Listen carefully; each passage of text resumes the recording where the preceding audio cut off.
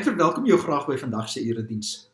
En ons is die Here baie dankbaar dat ons te midde van beperkings wat nou geld in vlak 3, dat ons nog op hierdie wyse steeds die erediens kan hou, kan luister na die woord van die Here, hom kan aanbid, hom kan loof en prys en dank dat hy ook die Here van ons lewe is. En dat hy middele soos hierdie, die internet en aanlyn geleenthede dan ook vir ons bied om in sy goddelike teenwoordigheid te wees. Ek hoop en vertrou dat dit met jou goed gaan en dat jy veilig is. Ons hoor van verskeie mense wat wel al hierdie virus dan gehad het of steeds het, en ons bid ook vir julle spoedige herstel en genade van die Here dan toe. In die gemeente is ons in hierdie tyd besig, ook met die insameling vir ons dankfees, en daarom weer eens baie dankie vir elkeen wat op watter wyse ook al dan bydra tot ons dankfees. Ons waardeer dit regtig waar. En ons dankfees insameling die duur tot die einde van Februarie, en ons mikpunt is vanjaar 550.000, en ons het al reeds oor die 200.000 rand ingesamel. Weereens baie dankie vir elkeen se bydra in hierdie verband.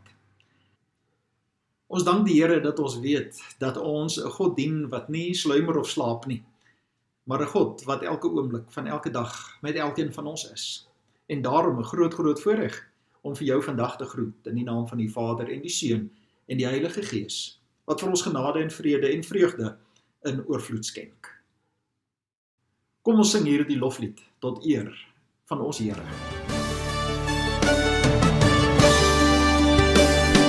Lossen die Here die ewige sin tot sy ere.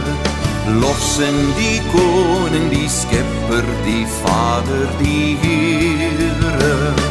Loof almal saam, groot is sy heilige naam. Loof hom die Heer van die Here.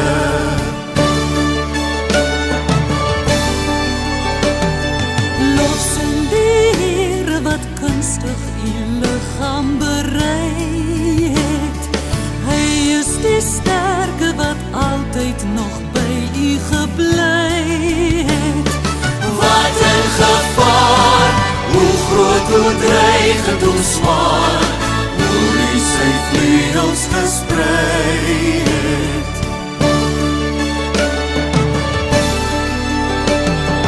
Lossen die Here, dis hy wat u kroon met sy seën.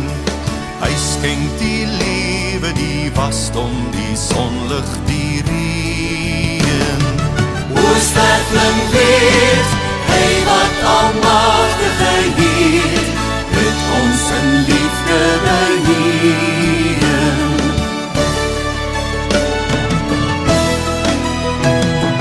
Lofsing die Here, ja almal kom loof nou die Here. Alles wat asem het hier tot in tydlose sfere. Hy is die lig, ons oog bly op hom gerig. Hy is die Heer van die Here. Hy is die Heer van die Here.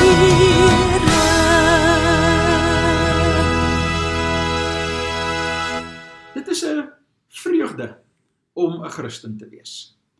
Dalk is daar mense wat sou verskil en sê, nee, dis 'n ernstige saak, is 'n persoonlike saak, en daar is nie te veel opwinding en vrolikheid daaraan verbonde nie. Maar ek verskil dan regtig waar van jou, want op grond van die woord van die Here en die werking van die Heilige Gees, wat onder andere vreugde, vriendskap en liefde in ons werk, dan weet ons dat God ook vir ons die geleentheid gee om fees te kan vier. Uiteindelik is die groot fees vanweë die feit dat hy die oorwinning behaal het oor die dood, en dat niks en niemand ons ooit van sy liefde kan skei nie. En daarom het ons 'n rede om fees te vier. En as ons kyk na die kerklike jaar, dan word dit daarin dan ook beklemtoon. Die kerklike jaar verskil van 'n kalenderjaar. Die kerklike jaar begin nie op 1 Januarie elke jaar nie, maar begin reeds met Advent, die 4 Sondae voor Kersfees. En in die Adventtyd wag ons en tel ons dit af, en ons is opgewonde omdat ons weet dat Kersfees dan wag, die Christusfees. Dis die tweede belangrike in die kerklike jaar. 4 Sondae van Advent en dan Kersfees. En 'n fees wat dalk nie te veel gevier word deur baie gereformeerde kerke nie, maar dis jammer dat dit nie gevier word nie, is Epifanie. En Epifanie is 12 dae na Kersfees. En gewoonlik dan, nou ja, op die 6de Januarie, en ons het gekies om hierdie jaar op hierdie Sondag dan 'n bietjie terug te kyk op afgelope Woensdag se Epifanie. En as jy nie Epifanie gevier het nie, dan mag jy dit vandag nog steeds vier. En ek gaan vir jou ietsie daar rondom vertel. Ek wil sommer sê, kry koek en melk en lekker goed sommer reg, want so kan ons ook dan elkeen Epifanie vier. Epifanie, sal meer daaroor later sê, word gevolg deur Aswoensdag. En Aswoensdag is die begin van die lydenstyd. En so volg ons as dit ware dan vir Jesus op hierdie pad van lyding, wat kulmineer, die hoogtepunt bereik, wanneer hy op Goeie Vrydag aan die kruis vasgespijker word, in ons plek, die laaste bloedoffer dan bring. Maar, en dis 'n groot maar, op Goeie Vrydag volg Paasfees. Paasfees wanneer Jesus uit die dood uit opstaan, en die dood oorwin, en dat ons dan ook saam met hom oorwinnaars daarvan kan wees. 'n Fees wat ons kan vier, op 'n Sondag. En dis ook die rede waarom ons dan ook elke Sondag eintlik weet, dat ons die oorwinningsfees vier, wat Jesus vir ons behaal het. Maar Jesus bly nie hier op aarde nie. Hy vaar terug na die hemel, en daarom is die volgende in ons kerklike jaar wat gevier word, Hemelvaart. En wanneer Jesus in die opvaar in die hemel, dan hou hy sy woord, en die Heilige Gees word uitgestort, die Pinksterfees. En wanneer die Heilige Gees uitgestort word om vir altyd saam met ons te wees, dan weet ons dat die laaste deel van elke kerklike jaar bekend staan as Koninkrykstyd. Totdat ons weer by die eerste advent kom van die volgende jaar. As ons dan vandag, al is dit 'n paar dae laat, 'n bietjie kyk na Epifanie, dan moet ons miskien in die eerste plek net kyk wat Epifanie beteken. En Epifanie beteken dat God verskyn. En dat God homself meer en verder bekend maak. Wanneer Jesus gebore word, en dit wat ons gewoonlik op 25 Desember dan vier, dan weet ons in die Lukas Evangelie dat daar skaapwagters is in die velde van Bethlehem, en dat hulle dan gaan om vir Jesus te besoek. Maar later, volgens die Matteus Evangelie, is dit sterrekykers uit die ooste, en is baie, baie belangrik, dat sterrekykers wat uit die ooste uit dan na Jesus toe kom, dat dit ook die boodskap inhou, dat Jesus nie net die God vir die Jode is nie net hulle verlosser nie, maar ook ons is, die Christus, die Messias, en dat ons in hom kan glo, en dat hy nou vir ons vrye toegang tot die Vader bewerk het. En daarom is Epifanie 'n groot geleentheid wat gevier word, veral dan in die noordelike halfrond. En ons moet onthou, dat dit in hierdie tyd van die jaar, in die begin van Januarie, op 6 Januarie by name dan, baie, baie koud daar is. Maar dit ontmoedig mense nie om Epifanie te vier nie. In Mexiko-stad berig Reuters dat 'n koek van 1,4 km lank gebak is, en dat hierdie koek meer as 9000 kg weeg. En natuurlik dui koek op 'n feeslikheid wat daarmee gepaard gaan. Maar as ons gaan kyk wat gebeur byvoorbeeld in Bulgarië, in daardie yskoue winterwater van die Tunza rivier, is mense besig om te dans in die water, en hulle vier dan Epifanie, omdat hulle ook sê dat dit 'n nuwe begin is, en dat mense deur Christus skoon gewas word. In Spanje is daar diegene wat reken dat Epifanie belangriker is as Kersfees, en daarom vier hulle eers hierdie fees op die 6de Januarie. Kinders sal byvoorbeeld eers op Epifanie hulle geskenke oopmaak. Maar 'n interessante ene is hierdie, wat ons kry van hoe dit in Siberië gaan. En ons weet dat Siberië een van die koudste plekke in die hele wêreld is. En in Siberië word daar dan ook fees gevier, en as ons net na hierdie foto kyk, dan kan jy sien, dat selfs die ys al hier gevestig het op hierdie man se ooglede. En dat hulle dan ook in hierdie koue water ingaan, en daardeur word dan ook 'n nuwe begin gesimboliseer. Ja, ons mis baie wanneer ons nie Epifanie vier nie. By ons in die gemeente het ons verlede jaar byvoorbeeld, kan ek onthou, het ons heerlik na die tyd met vrugteslaai en roomys Epifanie gevier. Vorige jare was daar koek, en dat ons saam kan kuier. En daarom wil ek weer vra, selfs in hierdie omstandighede waar ons nou is, as jy die geleentheid kan kry om saam met vriende of saam met familie, dan ook tee te drink, koek te eet, enige lekkerny, vrugteslaai of wat ook al, en mekaar daarin herinner dat God die deur vir ons almal oopgemaak het, want dis regtig waaroor Epifanie dan ook gaan. God het die deur vir ons almal oopgemaak. Sy liefde geld vir ons almal. God het nie net eksklusiewe en gereserveerde plekke vir sekere mense nie, maar in sy hart is daar plek vir ons almal. En een van die mooi voorbeelde dat God plek vir alles en almal het, vind ons in Johannes 2. En voordat ons dan vandag Johannes 2 vers 1 tot 11 saam lees, kom ons vra ook dat die Here vir ons sal seën wanneer ons na sy woord luister. Ons bid saam. Ons goeie Here en Hemelse Vader, baie dankie vir die vreugde wat ons kan beleef om as u kinders in hierdie wêreld te kan leef. Om te kan weet, Here, dat u vreugde binne in ons vestig deur die Heilige Gees en dat ons in 'n verhouding met u kan staan. Nie 'n verhouding van kwaai vriendskap nie, van oorlog nie, of onvrede, maar soos om in 'n familie saam te wees, omdat u ons Here, ons Hemelse Vader is. En Here Jesus, omdat u ons broer is. En as ons u dank vir hierdie groot voorreg, dan dank ons ook vir al die ander groot voorregte wat ons ontvang. En weer eens vandag, Here, net vir die baie dankie sê, vir al die reën wat so mildelik oral oor ons land uitgestort word. Ons weet dat ons totaal van u afhanklik is, en dat ons vir u altyd so nodig het. En dankie dat die reën ook 'n teken is van u seën. Ons gee aan u die eer en dankie daarvoor. En die opgewondenheid wat daarmee gepaard gaan, wanneer daar ook nuwe groei is as gevolg van die reën. En daarom is ons gebed ook dat u vir ons sal help, dat ons nie oorweldig word deur die omstandighede waarin ons is nie. Dat ons nou voel dat vlak 3 en strenger inperkings beteken dat ons nou van baie dinge ontneem is nie. Nee, dankie dat ons ook kan weet dat ons vir u kan vra om te groei en ook u liefde uit te leef in die omstandighede waarin ons nou is. Seën asseblief vandag u woord aan elkeen van ons. En dankie dat ons dit mag bid in die naam van die Vader en die Seun en die Heilige Gees. Amen. Johannes 2. Op die 3de dag was daar 'n bruilof in Kana in Galilea, en die moeder van Jesus was daar. Jesus en sy disippels was ook na die bruilof toegenooi. Toe die wyn opraak, sê Jesus se moeder vir hom: "Hulle het nie meer wyn nie," maar hy sê vir haar: "Waarom sê jy dit vir my? My tyd het nog nie gekom nie." Sy moeder sê toe vir die kelners: "Wat hy ook al vir julle sê, moet julle doen." Daar het 6 klipkanne gestaan vir water wat die Jode vir hulle reiniging gebruik het. Elkeen het tussen 90 en 100 liter gehou. Jesus sê toe vir die kelners: "Maak die kanne vol water." Hulle het dit tot bo toe vol gemaak. Toe sê hy vir hulle: "Skep nou daarvan uit en gee dit vir die seremoniemeester." Hulle het dit gedoen. Die seremoniemeester het nie geweet waar dit vandaan kom nie, maar die kelners wat die water uitgeskep het geweet.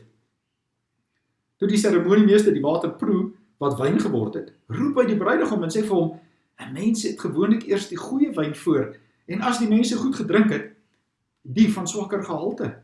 Maar jy het die goeie wyn tot nou toe teruggehou." Hierdie eerste wonderteken het Jesus in Kana in Galilea gedoen. Hy het daardeur sy mag laat blyk, en sy disippels het tot geloof in hom gekom. Hierdie is die woord van die Here, en jy sal baie gelukkig wees as dit die handleiding van jou lewe is.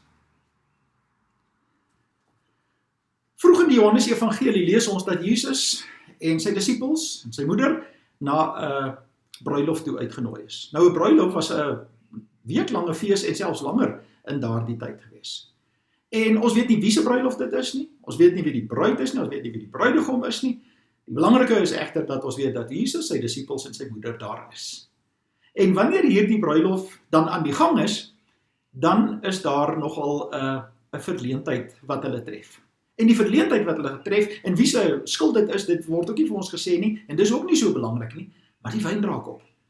Wyn wat deel van die feestelikheid is. Wyn wat 'n bepaalde gees en atmosfeer aan hierdie bruilof gee, die raak op. En Jesus se moeder, Maria, die sien dit raak. En sy sê vir Jesus, hulle het nie meer wyn nie. Dit is baie interessant dat Jesus vir haar sê: "Waarom sê jy dit vir my? Want my tyd het nog nie gekom nie." Maar een van die kostelike waarhede in die Bybel is dat Maria haar glad nie daaraan steur nie. En miskien in alle liefde sê ek dit, het Maria net vir hom so een kyk gegee, tipe van: "Jy moet help." En Jesus doen dit inderdaad. Daar staan hier die 6 klipkanne wat tussen 90 en 100 liter dan kan hou. En Jesus se opdrag aan die kelners is: maak dit vol water. En as hulle dit vol water maak, dan sê hy vir hulle, vat nou hiervan, skep daarvan en gaan gee dit vir die seremoniemeester. En ek is oortuig daarvan dat ons almal in ons geestesoog presies sien wat hier besig is om te gebeur. En dit is dat wanneer die seremoniemeester hier die wyn proe, want die water het nou in wyn verander, wanneer hy dit proe, dan is daar dalk 'n frons op sy voorkop, en hy ag dit nodig om na die bruidegom toe te gaan en vir hom te sê, wat gaan met jou aan? En die bruidegom, die is sekerlik so die mekaar, hy weet nie wat aangaan nie, want hy het nie 'n idee wat nou gebeur het nie. En dan sê die seremoniemeester vir hom, jy sien, gewoonlik werk dit so, dat wanneer die fees begin, dan sit jy jou beste wyn uit. Maar in hierdie geval, dit wat ons tot nou toe gehad het, en dit wat opgeraak het, is nie eers in 'n klas in vergelyking met hierdie kwaliteit wyn en goeie wyn, wat nou hier in hierdie kanne is nie. Dit sê nogal vir ons iets, en ons moet dalk nie sommer hierby verbygaan nie. En dit is dat God 'n manier het om te werk in 'n besondere kwaliteit. Dat God die God is, wat nie afskeep nie, wat nie sommer net weer wyn en 'n goedkoop wyn en 'n maklike wyn daarso vir hulle dan gee nie. Maar 'n wonder van water wat in wyn in kwaliteit wyn verander. En dis iets wat ons altyd moet weet, dat ons wanneer ons met God te doen het, het ons met die beste kwaliteit te doen. Dat God die God is wat vir ons seën, dat hy vir ons so goed is. Ja, en dit is ongelukkig so, dat ons baie keer dit vergeet. Dat ons baie keer kyk na die dinge wat ons nie het nie, in plaas daarvan om te kyk na die dinge wat ons wel het. Ons mis sekere goeders in ons lewe, maar ons besef nie altyd wat ons het nie. En ons kan kla oor dinge wat ons nie het nie. In die tussentyd word ons uit ons skoene uitgeseën. Kyk 'n bietjie weer daarna en sien vir God daarin raak. Want dis hoe God ook in ons elkeen se lewe werk. Natuurlik het hier die bruiloft dan verder kon aangaan en 'n feestelikheid daarmee saam, en dat die disippels dan sien wat Jesus gedoen het, en dat hier 'n wonder plaasgevind het, en dat hulle tot geloof in hom kom. En nou kan ons 'n paar vrae vir mekaar vra, om te vra, byvoorbeeld, waarom is hierdie die eerste wonderteken wat Jesus doen? Waarom doen Jesus hier die eerste wonderteken op 'n plek in 'n dorpie soos Kana? Sou ons nie, wanneer ons met die publisiteit en die reklameafdeling van Jesus dalk te doen sou gehad het, sou ons gesê het, as Jesus sy eerste wonderwerk in hierdie wêreld gaan doen, dan gaan doen hy dit in Jerusalem, of hy gaan doen dit dan ten minste in Kapernaum daar in Galilea, wat groot stede is, daar waar baie mense is, daar waar baie dit kan sien, dat jy maksimum publisiteit hieruit kan kry, dat mense daarvan kan weet, want hulle het nie daai televisies en selfone gehad nie, hulle het nie die internet nie. Nee, God werk op ander maniere, en dis baie belangrik dat ons vandag weer dit besef. God werk op ander maniere as wat ons sou dink. Want die eerste wonderwerk word gedoen in 'n dorpie met die naam van Kana in Galilea, by 'n bruilof van meneer en mevrou, wat ons nie eens weet wie hulle is nie. Dis nooit word gesê dat hulle belangrike mense is nie, hulle name word nie eers genoem nie. En die groot boodskap hier agter is dat ons dan kan weet, dat God nie net die God van die kalklig is nie. Dat God nie net die God van groot geleenthede is vir sekere mense by sekere geleenthede nie.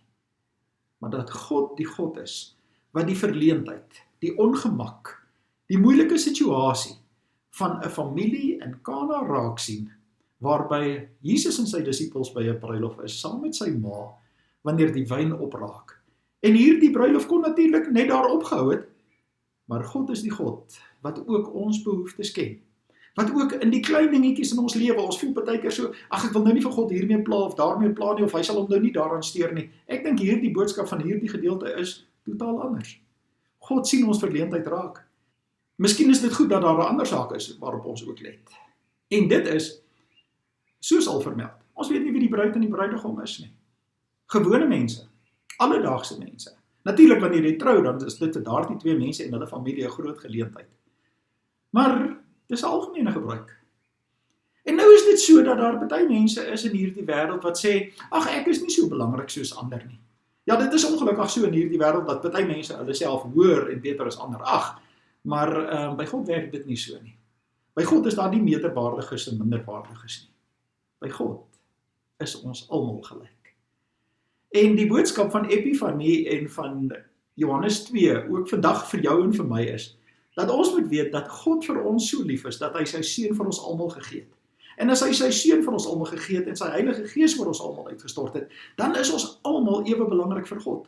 En daarom is daar nie plek in die kerk van die Here Jesus of in sy gesin vir minderwaardigheid en sê, ag, ek is nou maar so en ek staan agter en ek is nou maar die enetjie wat in die hoek moet sit en. Ons weet mos hoe kan mense partykeer so saak vir hulle self uitmaak. Dis nie reg nie. Ek en jy is almal koningskinders en as koningskinders kan ons weet dat God by ons lewens betrokke is. Dat jy nie minderwaardig hoef te voel nie. Dat jy nie hoef te voel dat daar sekere goeders is wat God in jou lewe nie raak sien nie. God sien dit raak. En God wil die feestelikheid, dis die belangrike vandag weer. God wil die feestelikheid ook weer in jou en my lewe, in hierdie omstandighede, wil hy vir ons nie net gee nie, maar dat ons dit ook kan beleef. En dat ons dit kan uitleef. En dat ons daarvan kan getuig.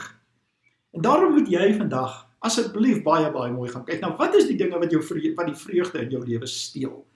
Wat is die vreugde stelers in jou lewe? En dit moet uitgeskakel word. En los dit agter. En gaan aan met jou lewe en vind jou vreugde in die Here. Die Here, wat nou nie vandag vir ons water en wyn gaan verander nie. Maar die beginsel is presies dieselfde. Wat ons moeilike omstandighede raak sien. Wat vir ons omgee, wat vir ons lief is.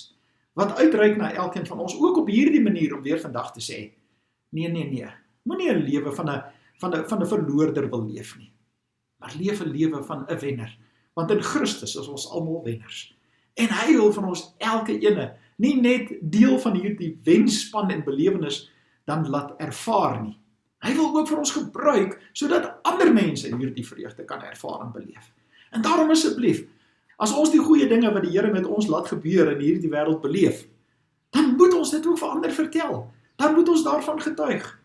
Hier is nou weer die een mooi voorbeeld daarvan. Loof en prys die Here vir al die reën wat op die oomblik in ons land val. Dit is inderdaad so dat wanneer daar droogte is, en dit is reg dat ons dan spesiale gebedsgeleenthede hou om vir die Here te vra vir reën. Maar onthou, elke keer wanneer ons vra en so 'n dag skeduleer, dat ons ook 'n dankdag skeduleer. En daarom moet hierdie steeds deel van ons dankdae wees, om aan die Here die eer te gee, vir al die reën wat val, vir al die seën wat ons elke dag oral om ons ervaar. En daarom kan ons ook die res van die tyd wat voorlê, ons weet nie wat die toekoms vir ons inhou nie, maar dat ons ook die toekoms kan benader, as wenners. Mense wat meer is oorwinnaars in Christus is, meer as wenners. Ons sing nie in die koor van negativiteit en kla nie, maar ons kan mense bemoedig, ons kan vir hulle vertel hoe goed God vir ons elkeen is. En vertel dit, ja, vertel dit. Gesprekke moet nie gevul word deur kritiek en negativiteit nie, maar oor opgewondenheid en positiwiteit, oor die feit dat ons in die Here se hand is. En hy ons verseker dat niks ons uit sy hand uit kan ruk nie. Mag die res van 2021, maak nie saak hoe dit ook al gaan lyk, en al is daar soveel, voele mense hindernisse in ons pad, dat ons nog steeds te kan leef as wenners, omdat ons kinders van die Here is, en omdat hy ons Here is. Hy stel ons daartoe in staat. Die Here seën ook vir elkeen van ons hierin. Kom ons bid saam. Ons loof en prys U, Hemelse Vader, dat ons dan kan weet dat U die God is wat nie ver van ons af is nie. Dat U die God is wat presies weet wat in elkeen van ons lewens aangaan. En dankie soos wat U wonderwerke doen, ook op stil plekke, klein ou dorpies, by 'n bruilof, dat U dit ook nog steeds vir elkeen van ons in ons lewens doen. Here, ons gebed is vandag dat U vir ons sal help, dat ons dit sal raak sien, dat ons dit nie sal mis nie, en dat ons dan ook 'n wennerslewe sal leef tot U eer alleen. Dat ons juist dan in hierdie omstandighede steeds en meer vir mense sal vertel van U goedheid, van U genade, van U liefde wat ons elkeen dan ervaar. Baie dankie dat ons al hierdie dinge in Jesus se naam van U mag bid. Amen. Kom ons sing ons slotlied as antwoord op die Here se woord.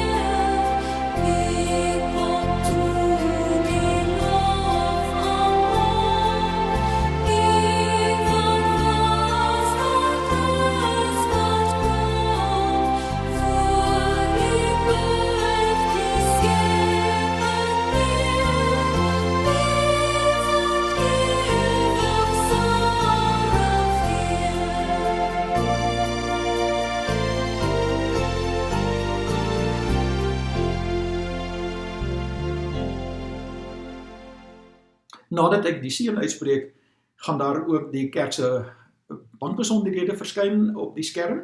Weereens baie dankie vir elkeen wat bydra, nie alleen net tot die fondse van hierdie gemeente nie, maar besonder dan ook tot ons dankfees. Net 'n herinnering daaraan dat ons dankfees, al die fondse wat ons daarvoor ontvang, die word gebruik vir projekte buite die gemeente. En weer eens baie dankie vir elkeen se bydrae tot hiertoe. Weet nou dat elkeen van ons ook 'n vreugdevolle lewe kan gaan leef, omdat die genade van die Here Jesus Christus, die liefde van God die Vader en die wonderwerking van die Heilige Gees met ons elkeen sal wees en bly tot ons Here en Koning ons eendag weer kom haal. Amen. Strome van see en van bowe, dit het die liefde beloof. Heerlike tyd van verhooging vloei uit ons eiland en hoog. Strome van seën, geef aan die volheid ons weer. Reeds val die druppels gedurig, schenk ons die strome, o Heer.